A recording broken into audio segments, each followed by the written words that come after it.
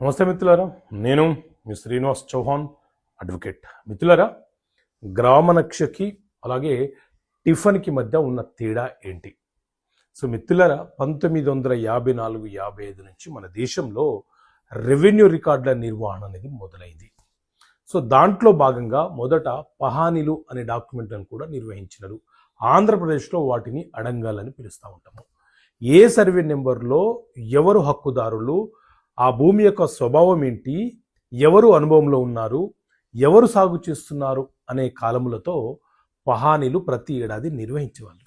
అదేవిధంగా ప్రతి రెవెన్యూ గ్రామాన్ని ఒక పటం రూపంలో తీసుకురావాలని, ఒక నక్ష రూపంలో తీసుకురావాలని ఆ పటాన్ని సృష్టించినారు. దాన్నే విలేజ్ మ్యాప్ అని, గ్రామ నక్ష అని పిలుస్తుంటాము. అనంటే ఆ గ్రామములో ఎక్కడ శ్మశాన వాటికలు ఉన్నాయి, ఎక్కడ చెరువులు ఉన్నాయి, ఎక్కడ కాలువలు ఉన్నాయి, ఎటువైపు రోడ్ ఉంది, గ్రామనక్ష దారులు ఏ ఏ సర్వే నెంబర్లను కలుపుతుంది, ఆ దారులలో నడకదారి ఏది, ఎడ్లబండి దారి ఏది, గ్రామంలోని జనాలు ఎక్కడ నివసిస్తున్నారు, ఇలా ప్రతి గ్రామాన్ని ఒక రెవెన్యూ గ్రామంగా తీసుకొని ఆ గ్రామాన్ని ఒక పటం రూపంలో చిత్రీకరణ చేసినట్టు దాన్ని నక్ష అని, గ్రామ పటం అని పిలుస్తూ ఉంటారు.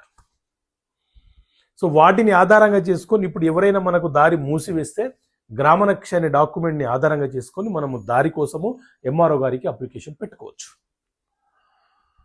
అదేవిధంగా టిఫన్, దీన్ని ఎఫ్ఎంబి అని కూడా పిలుస్తూ ఉంటాం.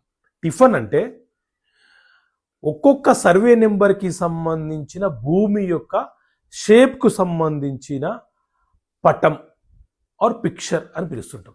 అంటే ఒక గ్రామంలో అనేక సర్వే నెంబర్లు ఉంటే ఒక సర్వే నెంబర్లో భూమి ఏ షేప్లో అయితే ఉందో ఆ షేపుని చిత్రీకరణ చేసినటువంటి రిజిస్టర్ని టిఫన్ అని, ఎఫ్ఎంబి అని పిలుస్తూ ఉంటాం. ఫీల్డ్ మెజర్మెంట్ బుక్ అని ఆంధ్రప్రదేశ్లో పిలుస్తూ ఉంటారు.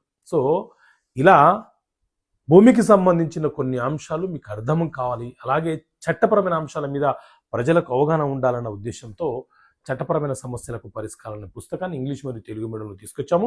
ఈ పుస్తకం కావాలనుకుంటే ఇక్కడ కనిపిస్తున్న నెంబర్ కాల్ చేసి ఈ పుస్తకాన్ని మీరు పొందవచ్చు. ఓకే మిత్రులారా, థ్యాంక్ యూ. జై హింద్.